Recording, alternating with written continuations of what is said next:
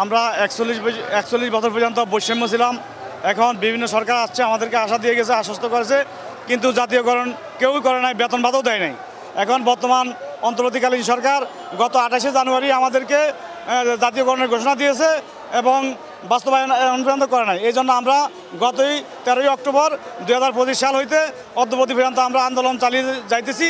বিভিন্ন সময় বিভিন্ন প্রধান উপদেষ্টা, শিক্ষা উপদেষ্টা সবাই আমাদের কেন্দ্রীয় নেতাদেরকে ডাকছে, ডাকে আমাদেরকে বলছে যে আপনারা আন্দোলন ছেড়ে দেন, আমরা চলে যান, আমরা আপনাদের দাবি দাওয়া পূরণ করব। কিন্তু আমাদের জাতীয়করণের ঘোষণা দিয়ে বাস্তবায়ন করে নাই। এই জন্য আমরা অন্তর্বর্তীকালীন সরকারের কথা আমরা বিশ্বাস করি না, কারণ প্রজ্ঞাপন জারি হওয়া না পর্যন্ত আমরা মাঠ ত্যাগ করবো না। গতকালকে থেকে আমাদের জাতীয় নেতাদের নির্দেশে আমরা অনশন আরম্ভ করেছি।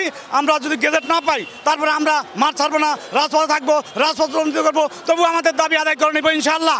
আমরা যতক্ষণ পর্যন্ত আমরা জাতীয়করণের প্রজ্ঞাপন লিখিত আকারে হাতে পাবো না, ততক্ষণ পর্যন্ত আমরা ঢাকা প্রেস ক্লাব থেকে আমরা বাড়িতে যাব না। কারণ আমরা গেলকাল থেকে 2 দিন যাবত অনশন করে চলছি।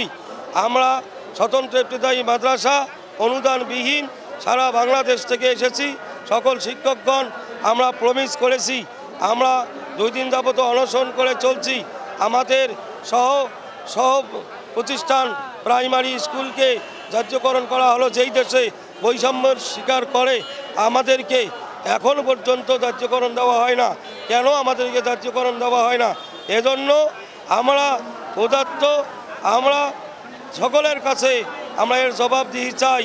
যতক্ষণ পর্যন্ত আমরা এদেশে জাতীয়করণের আমরা স্বতন্ত্র ইবতেদায়ী মাদ্রাসার আমরা পাবো না, ততক্ষণ পর্যন্ত এই ঢাকায় আমরা প্রাণ ছেড়ে দিয়েছি, রক্ত দিব, তবুও আমরা এই ঢাকা প্রেস ক্লাব থেকে আমরা দেশে ফিরে যাব না ইনশাল্লাহ।